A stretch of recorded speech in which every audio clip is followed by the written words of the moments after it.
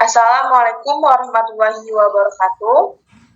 Pada pertemuan 11 dan 12 mata kuliah Literasi Data dan Teknologi, kami akan membuat video tutorial penggunaan aplikasi mikroskop. Sebelum itu, kami akan memperkenalkan diri. Perkenalkan, nama saya Nabila Rana Stopur sebagai moderator dengan NPM 229110278 dan rekan saya Sepia Mawarni dengan nomor NPM 229110439. Saya Fadi Aprila dengan NPM 229110038. Dan saya Risma Aldina dengan NPM 2291100.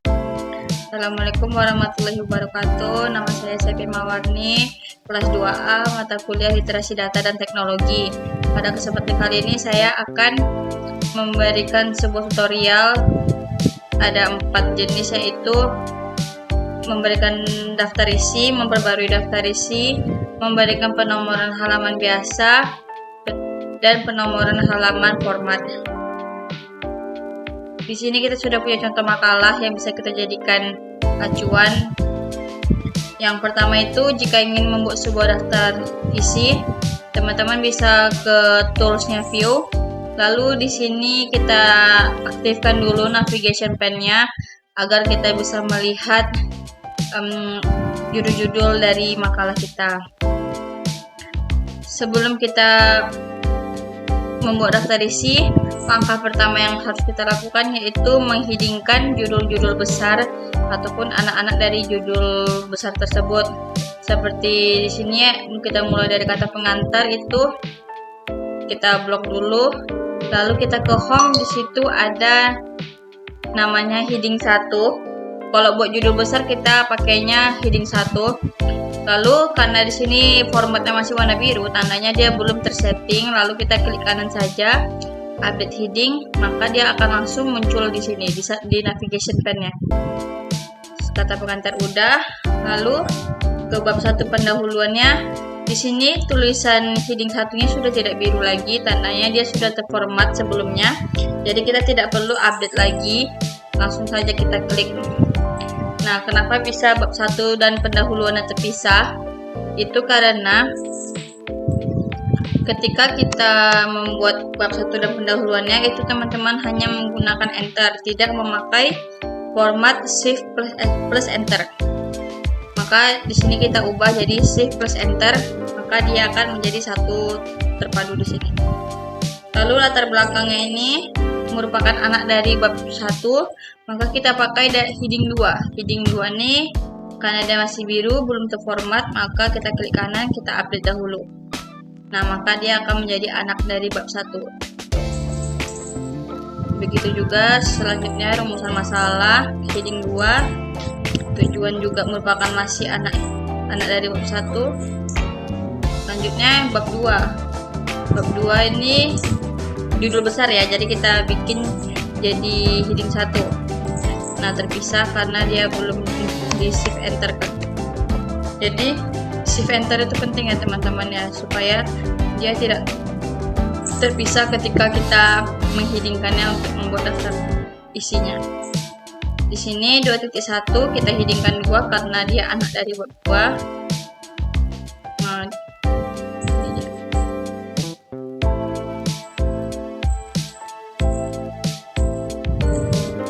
begini ya, kalau ada error seperti ini kita tinggal hapus saja. Lalu begitu juga selanjutnya heading 2. Selanjutnya 2.3 juga begitu, heading 2. Kemudian ada bab 3, kita jadikan heading 1 ya, akibat tidak di shift enter kan. Lalu kesimpulan heading 2 tetap. Ini kita ubah saja errornya jadi 3.1. Lalu saran juga begitu, tetap heading 2.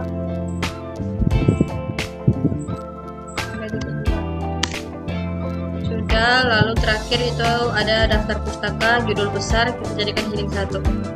Nah, di sini nampak ya teman-teman ya. Jadi navigation pen ini sangat berguna ketika teman-teman ingin menelusuri materi atau poin-poin dari makalah teman-teman.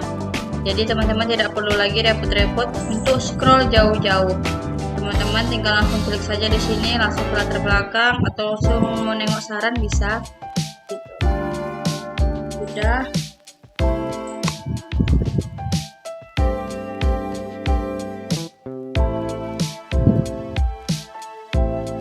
Selanjutnya itu ke reference, dimana kita akan menampilkan daftar isinya.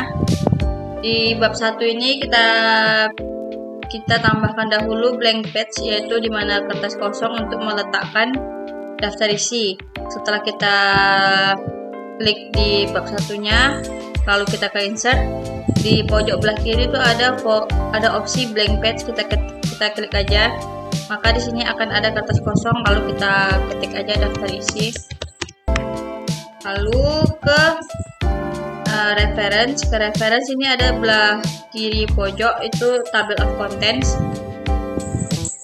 Nah, di sini kita pakai saja opsi yang pertama ya, yang automatic table 1.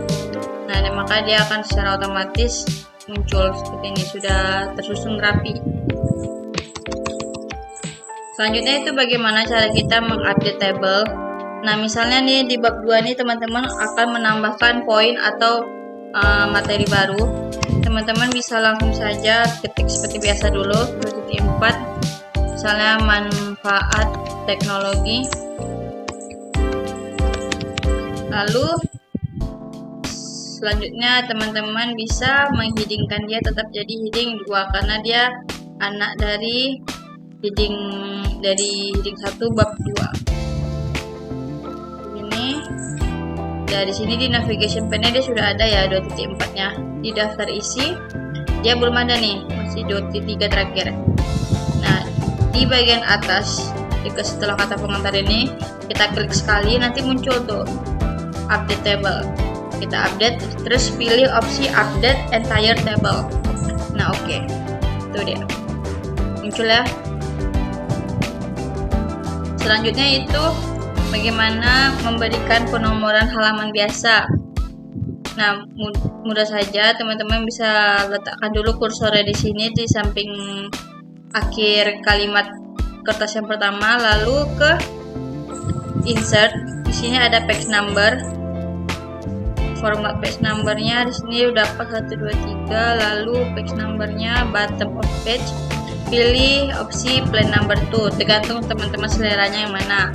Kalau kita pakai dulu yang tengah-tengah dulu ya, maka dia akan langsung nih muncul nomornya 1 2 3 4, masih terusnya begitu ya. Lalu bagaimana penomoran halaman format? Caranya seperti ini. Lalu kita supaya cover yang nggak ikut, kita bikin aja different first page. Nah, maka dia otomatis akan hilang ya. Akan hilang angkanya di cover yang pertama. Lalu selanjutnya di kata pengantar ini kita akan membuat nomor yang mulainya dari 1 ya, karena di sini dia ngikutin bekas dari yang atas tadi. Caranya letakkan kursor kita di samping kata pengantar awal kalimat, lalu ke layout, lalu kita pilih opsi breaks, lalu ada pilihan next page, kita klik aja begitu. Lalu kita ke insert kembali, ada page number, kita bikin format.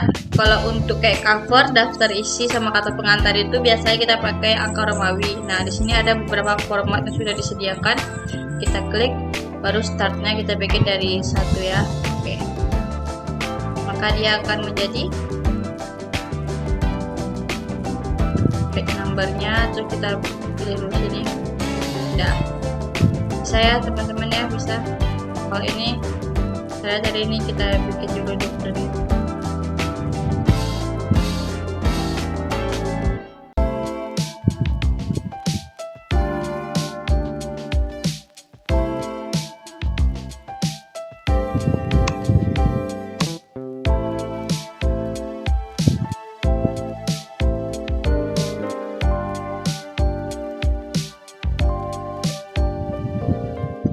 Ini section 2, ini section 1. Kita letak dulu di sini kursornya, lalu page number, format ada benar, kita ke play number.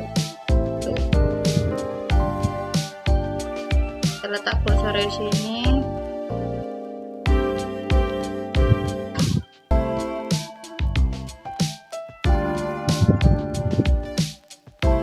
Nah, untuk di bab satunya kita ingin membuatnya berbeda. Caranya itu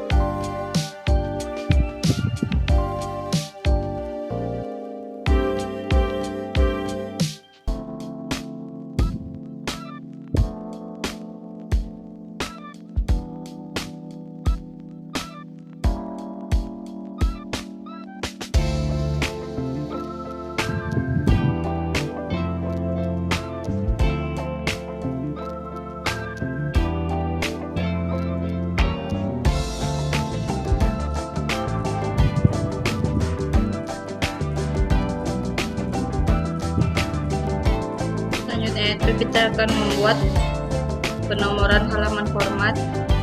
Caranya itu kita bisa terlebih dahulu klik di sini, lalu ke layout, lalu ke opsi page setup, breaks, next page, lalu letakkan kursor kita di bawah sini. Kita bikin page number. Formatnya kita tengok dulu, formatnya kita ubah jadi Romawi, startnya from 1i, oke. Lalu page number, bottom page, kita pilih page number. Nah, terus kita letakkan kursor kita di sini.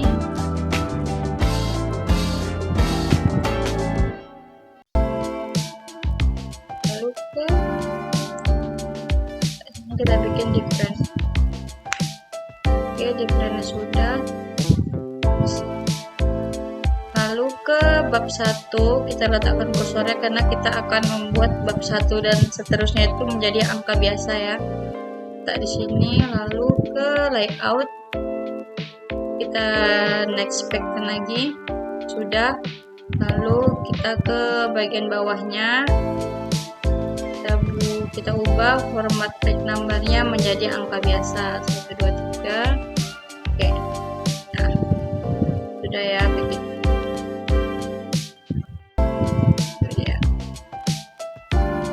Nah, maka nanti hasilnya di cover nggak ada angkanya, kata pengantar angka Romawi, daftar isi juga begitu, dan bab satunya itu adalah angka 1 biasa.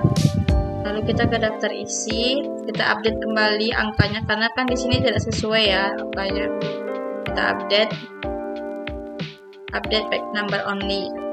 Karena kalau update page number only ini berarti kita hanya memperbarui nomor halamannya saja. Oke. Nah, sudah berubah ya teman-teman ya, begini ya. Oke, sekian hasil tutorial saya. Biar kesalahan saya minta maaf. Saya kira assalamualaikum warahmatullahi wabarakatuh. Baiklah, saya akan menjelaskan mengenai menu-menu pada Microsoft Excel. Nah, ini adalah lembar kerja pada Microsoft Excel. Langsung saja kita pada bagian yang pertama, yaitu title bar yang berada di atas sebelah sini. Title bar berfungsi untuk menampilkan judul file yang sedang kita buka dan juga program yang sedang kita buka, seperti ini. Di sini merupakan judul file, karena lembar kerja saya ini merupakan lembar kerja baru, maka secara otomatis diberi nama box 1 dan sebelahnya yaitu program yang sedang saya buka. Inilah yang disebut dengan title bar. Selanjutnya yaitu di sini ada Quick Access Toolbar, yang dimana letaknya berada di satu deret sebelah kiri ini, yang berisikan tombol-tombol perintah yang paling sering digunakan untuk pengoperasian data pada Microsoft Excel. Jadi, Quick Access Toolbar ini seperti shortcut yang digunakan untuk mempermudah pekerjaan saat pengolahan data. Selanjutnya ada menu-menu pokok. Menu-menu pokok yang terdiri di Microsoft Excel ini terdiri seperti File, Home, Insert, Text Layout, Formula, Data, Review, dan View. Menu-menu pokok disinilah yang digunakan untuk pengolahan data pada Microsoft Excel. Nah, selanjutnya ada yang disebut dengan kolom dan baris. Yang disebut dengan kolom yaitu tabel yang memanjang ke bawah seperti ini. Ini disebut dengan kolom. Kolom diberi penamaan menggunakan huruf seperti ini. Ini kolom 1, kolom B, kolom C, kolom D, kolom E, dan kolom F. Selanjutnya yang dinamakan dengan baris yaitu ini, tabel memanjang ke samping seperti ini. Kalau tadi kolom memanjang ke bawah, sedangkan baris memanjang ke samping seperti ini. Dan penamaannya menggunakan angka seperti ini: baris 1, baris 2, baris 3, baris 4, baris 5, dan seterusnya ke bawah. Nah, selanjutnya ada yang dinamakan dengan sel. Sel merupakan paduan dari kolom dan baris. Yang disebut dengan sel adalah kotak-kotak kecil seperti ini. Ini yang dinamakan dengan sel. Penamaan sel bisa kita lihat, misalnya saya menunjukkan kursor di sebelah sini. Ini dinamakan dengan sel G3 karena dia berada di kolom G baris 3. Selanjutnya misalnya seperti ini.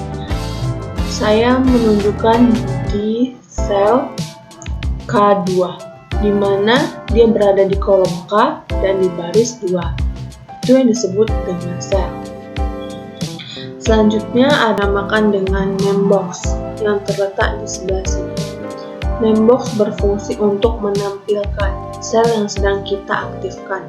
Contohnya seperti jika saya menekan kursor di sini, maka di name box akan menampilkan H2, yaitu sel yang sedang kita aktifkan, sel H2. Misalnya juga seperti sini. Dia menampilkan sel E3 di mana sel tersebut yang sedang kita aktifkan. Itulah fungsinya name box. Selanjutnya di sini ada yang disebut dengan formula bar yang terletak di sini di kotak panjang ke samping ini, di mana fungsinya untuk menampilkan teks yang sedang kita lakukan di dalam sel. Contohnya saya ketik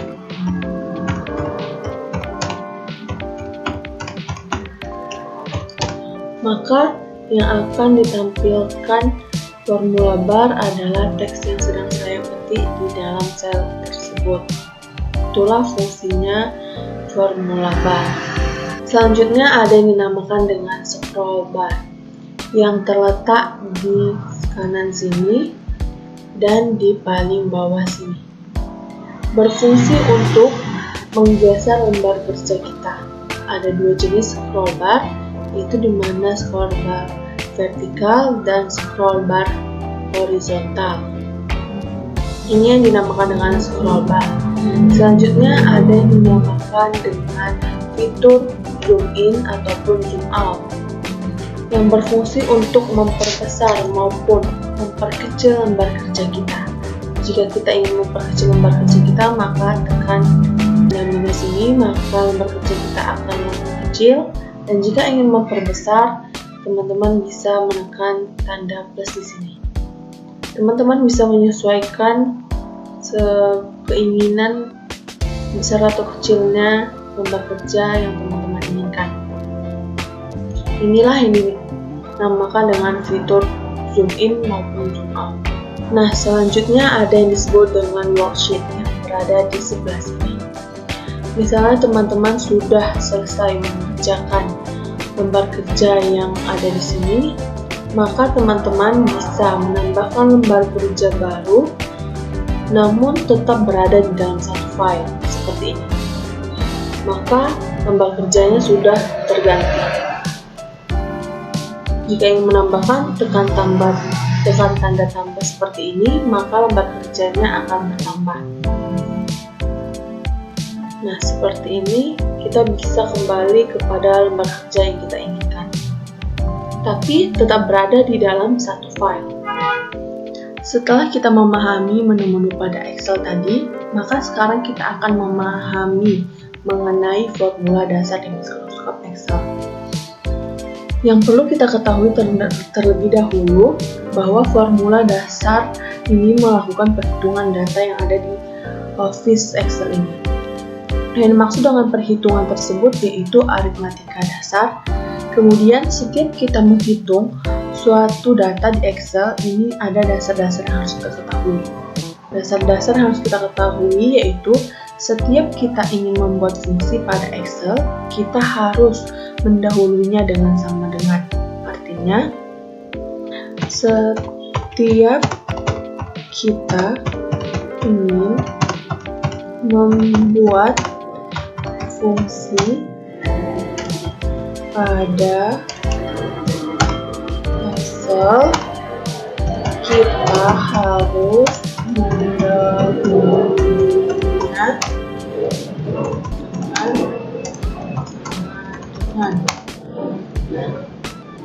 Artinya, setiap kita melakukan atau menjalankan fungsi, kita harus dahulunya dengan sama dengan. Karena itulah kuncinya agar kita dapat melakukan fungsi atau fungsi yang bisa dijalankan.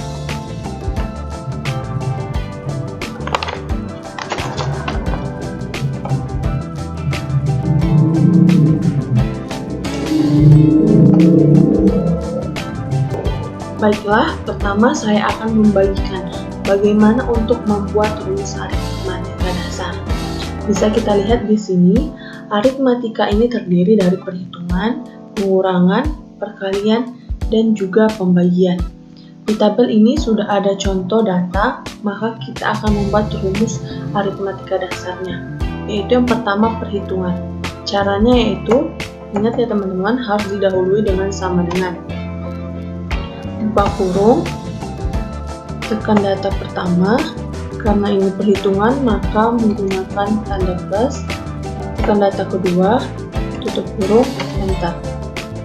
Pengurangan juga begitu, sama dengan, buka kurung, tekan data pertama, pengurangan maka menggunakan tanda minus, tekan data kedua, tutup kurung, enter. Nah, selanjutnya perkalian. Perkalian juga demikian, sama dengan, buka kurung, tekan data kedua, enter. Selanjutnya yaitu pembagian. Caranya sama dengan, buka kurung, data pertama, data kedua, tutup kurung, enter. Nah, jadi inilah aritmatika dasar, formula dasar untuk mikroskop Excel. Di sini kita baru menghitung perhitungan, pengurangan, perkalian, dan pembagian.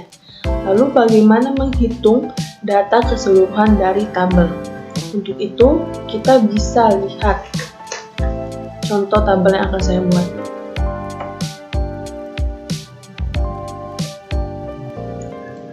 Baiklah, saya sudah membuat tabel yang ada di sini, contoh tabelnya, yaitu ada nama barang dan jumlahnya. Lalu bagaimana cara kita untuk menghitung data yang ada di tabel tersebut? Caranya kita bisa menggunakan fungsi sum. Fungsi sum ini digunakan untuk menghitung keseluruhan data yang ada pada tabel kita. Caranya yaitu sama dengan sum, buka kurung, kita tarik saja data yang kita punya, seluruhnya, tutup kurung, lalu enter. Nah, sudah keluar hasilnya. Ini adalah hasil dari tabel kita. Itulah fungsinya sum. Selanjutnya ada fungsi min. Digunakan untuk mencari nilai terendah dari seluruh data yang ada pada tabel kita ini. Caranya sama, min, buka kurung, tarik saja semua yang ada di sini, tutup kurung, lalu enter. Nah, ini adalah nilai terendah dari tabel kita. Bisa kita lihat nilai terendah pada tabel adalah 9, dan di sini jika kita menggunakan rumus min, maka yang akan keluar adalah juga angka 9. Itulah fungsi min. Selanjutnya ada fungsi max. Max digunakan untuk menghitung data tertinggi. Nah, max ini kebalikan dari min ya teman-teman. Sama dengan max, buka kurung, tarik data yang kita punya, tutup kurung, lalu enter. Nah, inilah hasil data tertinggi dari tabel yang kita punya. Selanjutnya yaitu fungsi average.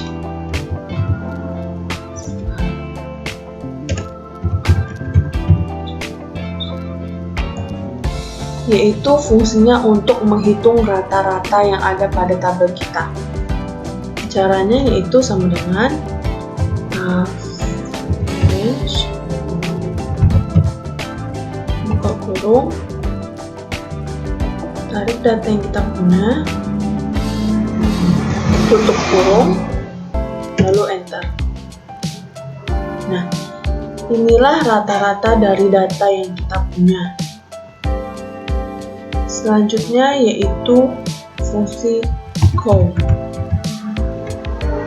Fungsi count ini untuk menghitung, menjumlahkan beberapa baris yang ada pada tabel kita, baris atau data yang ada pada tabel kita. Caranya yaitu sama dengan count, buka kurung, tutup kurung, enter. Nah, inilah baris yang kita punya. Coba kita hitung apakah benar. 1, 2, 3, 4, 5, 6, 7. Nah, ternyata baris atau data yang kita punya adalah 7. Dan jika kita menggunakan fungsi count, maka baris dan dari data tersebut akan terdeteksi. Nah, selanjutnya yaitu fungsi concatenate.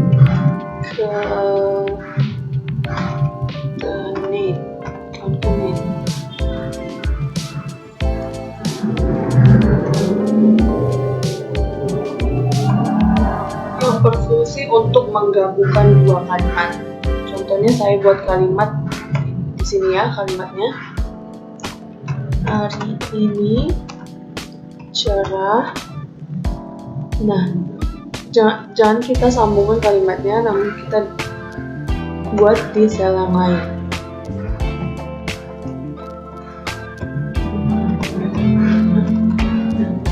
Ini kalimatnya, kita akan menggabungkan kedua kalimat tersebut. Caranya yaitu sama dengan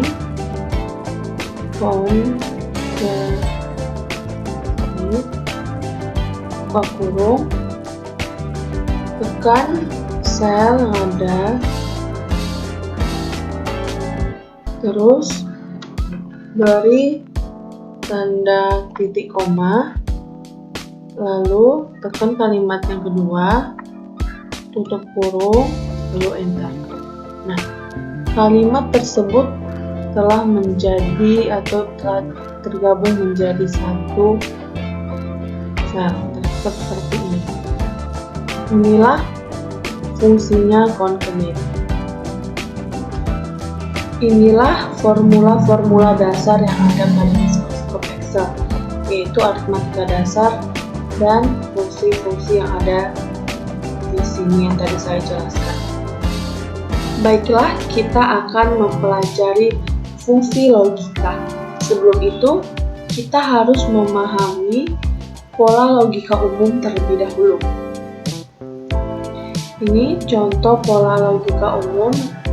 Cara-caranya itu logika tes sama dengan ini dan seterusnya. Perlu diingat tentang operasi logika atau operasi perbandingan digunakan sebagai syarat dari kondisi yang di bawah. Sama dengan lebih kecil, lebih besar, lebih kecil atau sama dengan, lebih besar atau sama dengan, atau dan tidak sama dengan. Untuk setiap nilai benar atau salah yang diberikan, jika bertipe huruf seperti ini A dan B, maka harus diapit tanda petik 2 seperti ini. Ini dan ini. Sedangkan yang bertipe numerik atau angka maka diketik biasa saja, seperti angka 10 ini dan 20.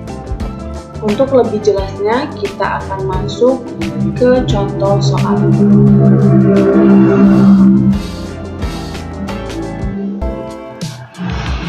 Nah, di sini kita sudah ada di contoh tabel yang akan kita gunakan untuk mempelajari fungsi logika.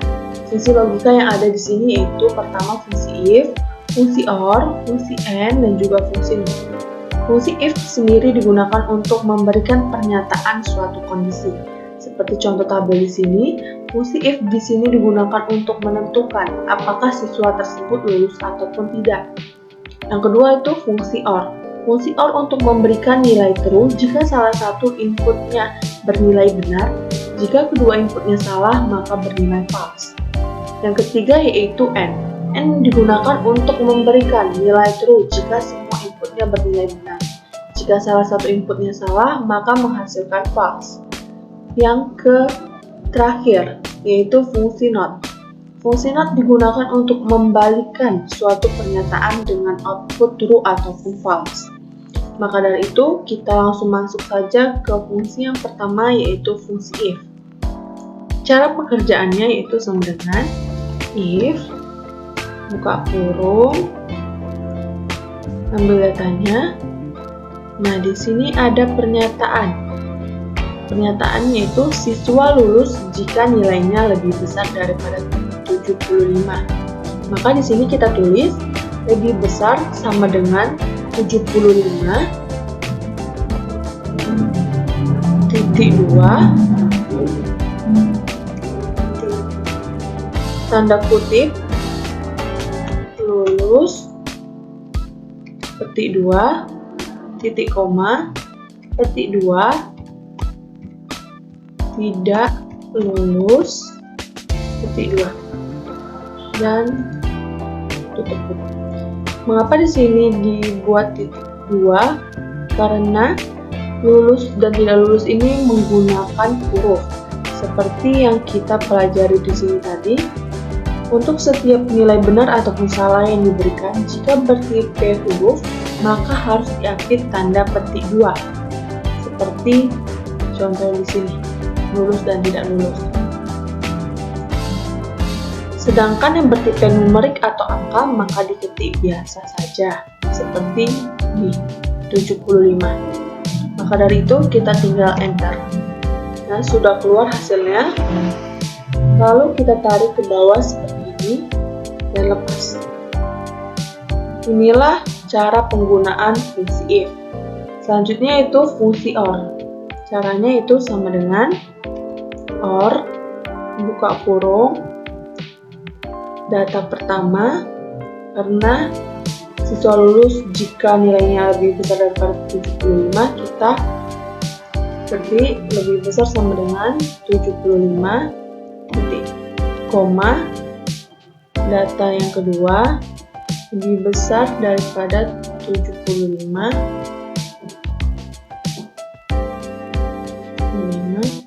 tutup kurung enter. Lalu kita tarik ke bawah seperti ini, lalu lepas. Inilah cara penggunaan fungsi OR. Selanjutnya fungsi AND. Sama dengan AND, buka kurung, logika pertama, lebih besar sama dengan 75, titik koma, logika kedua, lebih besar sama dengan 75, tutup kurung, enter. Selanjutnya kita tarik ke bawah seperti ini. Inilah cara penggunaan fungsi AND. Selanjutnya yang terakhir yaitu fungsi NOT. Sama dengan NOT, buka kurung, tandanya lebih besar sama dengan 75, enter.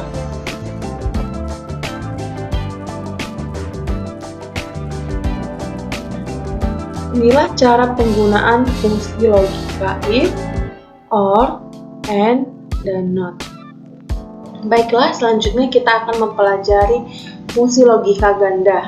Fungsi logika ganda yang di sini yaitu fungsi if dan fungsi and, fungsi if dan fungsi not. Kita masuk saja ke cara pengerjaan fungsi if dan fungsi and. Caranya itu sama dengan if, buka kurung, and, buka kurung, data pertama. Karena di sini ada pernyataan siswa lulus jika nilainya lebih besar daripada 75, maka kita ketik lebih besar sama dengan 75, titik koma, pernyataan kedua, lebih besar sama dengan 75, tutup kurung, titik 2,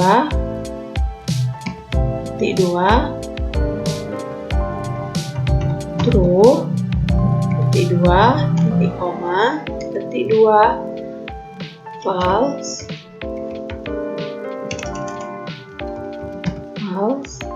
titik 2, tutup kurung, enter.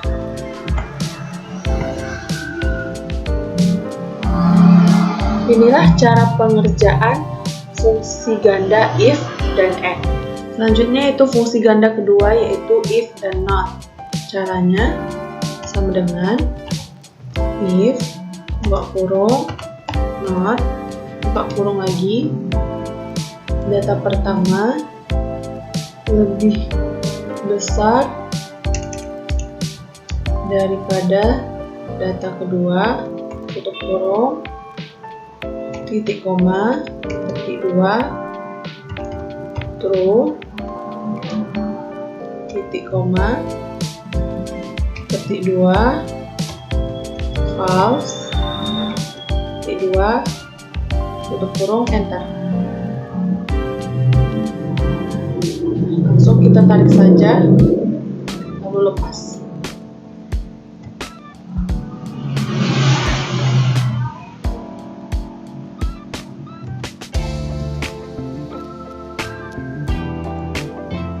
Inilah pengerjaan dengan fungsi ganda is dan and, dan if dan not. Baiklah, selanjutnya kita akan mempelajari bagaimana menggunakan fungsi lookup dan lookup pada mikroskop Excel. Lookup dan lookup ini merupakan fungsi yang mengambil data dari tabel bantu. Di sini tabel bantu yang di bawah sini. Namun perbedaannya itu, lookup mengambil data secara horizontal dan secara vertikal, sedangkan lookup menggunakan data secara horizontal, menyamping seperti ini. Langsung saja kita mengisi tabel-tabel yang ada di sini. Yang pertama kita akan menggunakan fungsi lookup. Kita akan mengisi tabel ini dengan acuan tabel bantu yang di bawah sini. Caranya yaitu sama dengan lookup, buka kurung, tekan acuan, data acuan yang akan kita buat, lalu beri tanda titik koma, blok tabel, data tabel yang ada di sini. Datanya saja, headernya tidak usah. Lalu untuk mengunci data tabel tersebut, kita tekan V4. Nah, akan muncul string seperti ini. Ini artinya data kita sudah terkunci. Lalu tekan titik koma. Karena nama buah berada di tabel kedua, ini tabel 1, ini tabel kedua, maka kita tulis 2 titik koma. Nah, jangan lupa kita tulis false, lalu enter. Sudah keluar nama buah yang sini, lalu kita sorot ke bawah. Kita lihat apakah benar pada tabel tersebut dengan tabel bantu. Kita lihat kode A, di sini nama buahnya apel, di tabel bantu juga namanya apel. Selanjutnya kita akan menghitung berat. Caranya sama, yaitu lookup, buka kurung,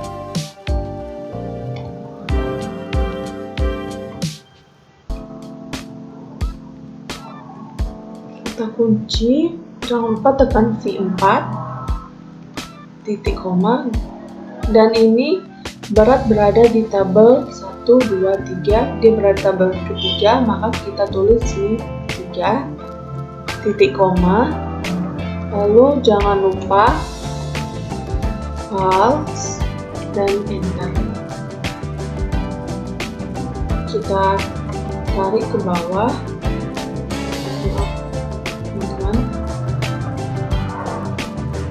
tarik ke bawah, lalu lepaskan. Sudah ada data di tabel ini. Kita lihat apakah datanya benar. Apel 1 kg, blueberry 500 gram, mangga 1 kg, strawberry 300 gram. Nah, ternyata sudah benar data yang ada di tabel sini. Selanjutnya kita akan mengisi tabel harga sama dengan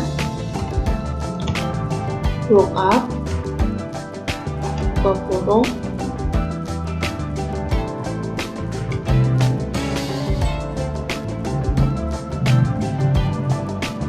jangan lupa tekan V4 sekali, titik koma.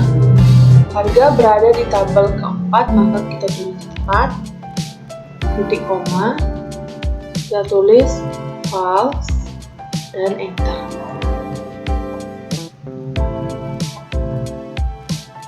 Lalu kita tekan dan tarik ke bawah. Nah, sudah keluar hasilnya. Ini adalah fungsi lookup. Nah, selanjutnya kita akan membahas fungsi lookup. Caranya sama, yaitu sama dengan lookup, buka kurung, tekan sel yang akan menjadi acuan, titik koma,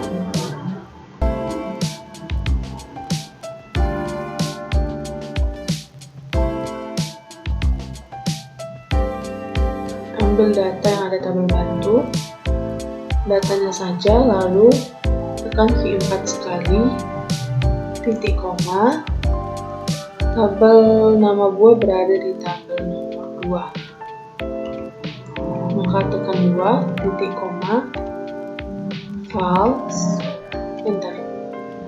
Sudah keluar nama buahnya, kita tarik ke bawah, lalu lepaskan. Selanjutnya berat, sama dengan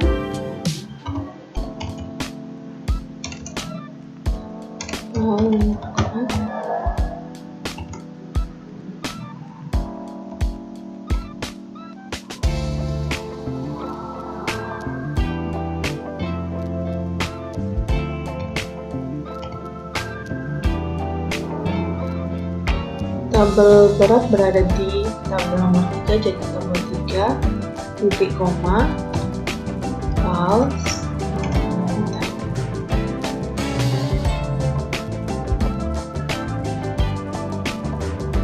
Selanjutnya harga sama dengan buka kurung, tekan sel ini menjadi acuan, titik koma, lalu tekan V4, titik koma, tabel harga berada di tabel 4, jadi 4 ditulis, titik koma, pause, enter.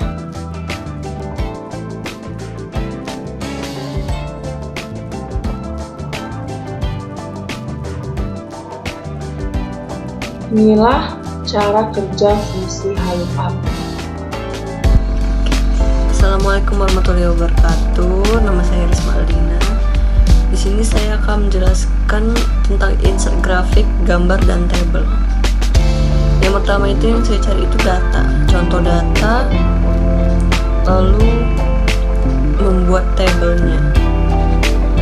Membuat tabel, selanjutnya dipilih dengan tentukan tipe grafik yang diinginkan dan dapat menggunakan tab standar atau tab custom ya.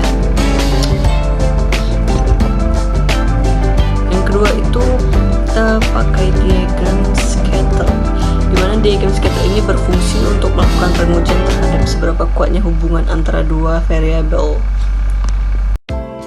Nah, tinggal ketik judulnya data penjualan barang toko A.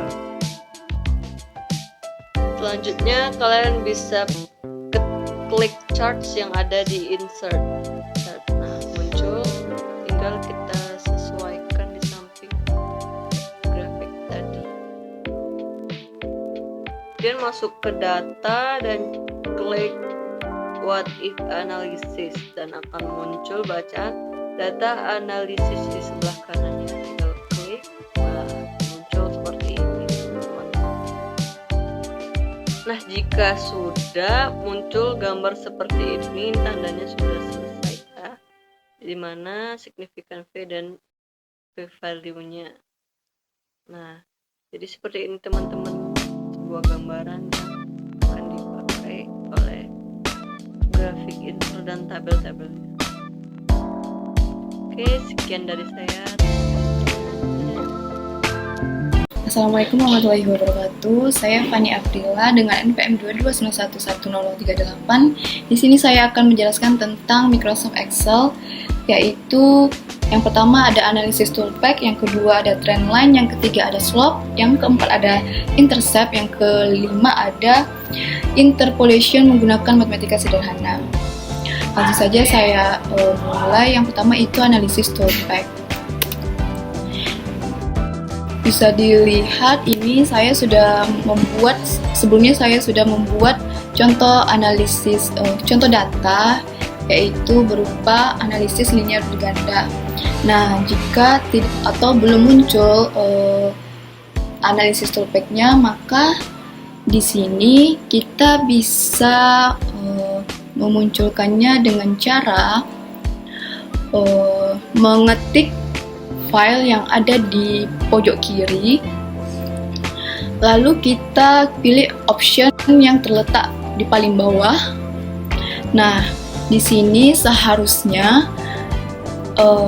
terdapat beberapa tampilan, tetapi ada kendala pada laptop saya, dan itu udah saya ulangi berulang-ulang kali, tetapi tetap saja tidak bisa.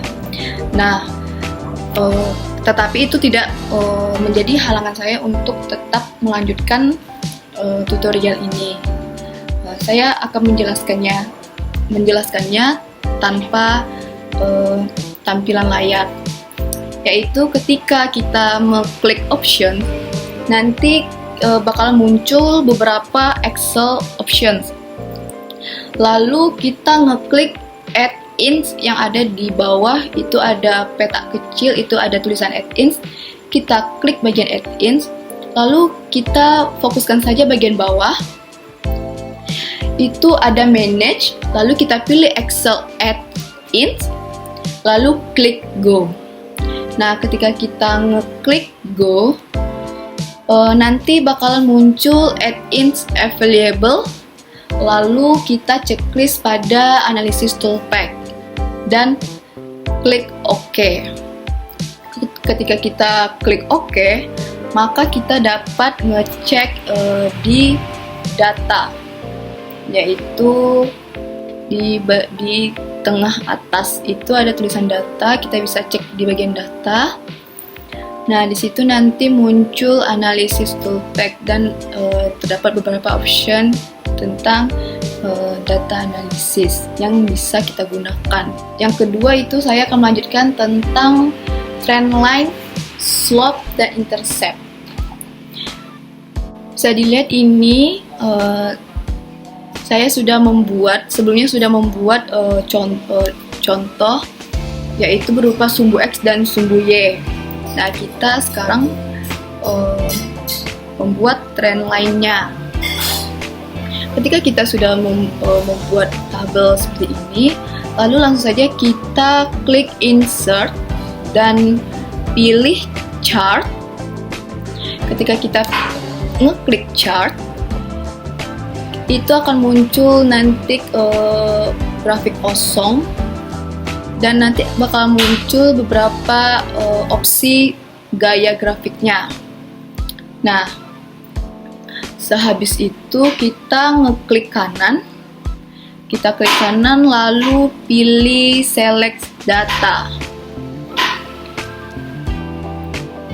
Ketika kita memilih select data, lalu klik add. Klik add.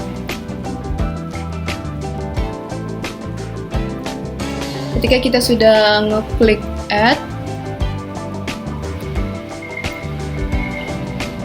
lalu masukkan sumbu X dan sumbu Y. Nanti bakalan muncul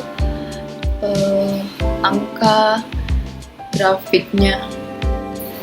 Begitu juga nanti diulangi.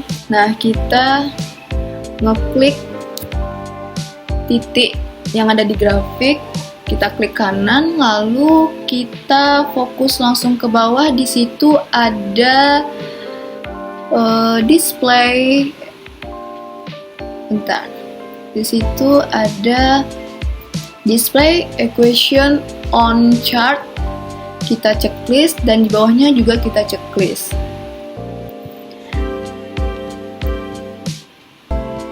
Lalu nanti muncul angka-angka di Y dan R kuadratnya. Y itu merupakan slope dan Y itu merupakan slope dan interceptnya. Lalu di sini kita akan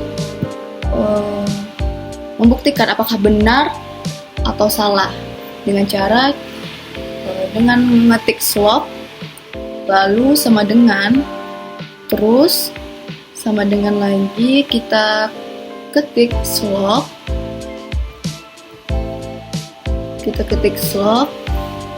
lalu masukkan sumbu Y dan sumbu X. Nanti bakalan muncul hasilnya dan kita buktikan apakah benar atau tidak. Kita masukin sumbu Y dan sumbu Y. Sebelum kita masukin sumbu X, kita tambahin dulu titik koma, lalu enter. Nah, di sini sudah terbuktikan hasilnya 2,4424. Berarti sama ya. Nah, lanjut ke intercept. Lakukan hal yang sama, tetapi ini kita menulisnya intercept dan lakukan dengan masukin sumbu Y, titik koma, dan masukin sumbu X-nya. Jika sudah, nah bisa dilihat itu hasilnya sama. Slope dan interceptnya sama. Nah, begitulah kira-kira cara menentukan slope dan intercept. Di sini kita akan merubah X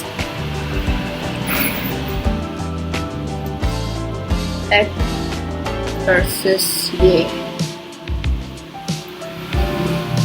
Jadi begitulah kira-kira cara menentukan trendline, slope, dan intercept. Lalu kita lanjut kepada interpolation menggunakan matematika sederhana.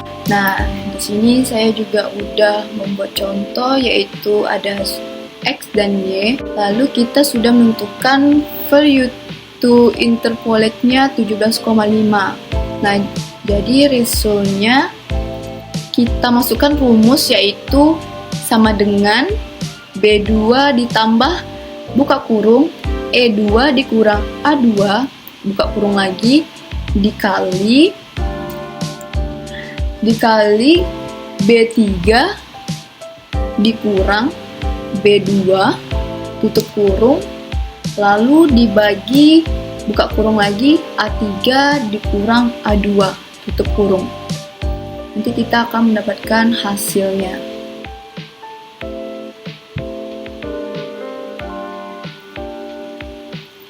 Ini udah terlihat ya. Nah, langsung tekan enter maka keluar hasilnya.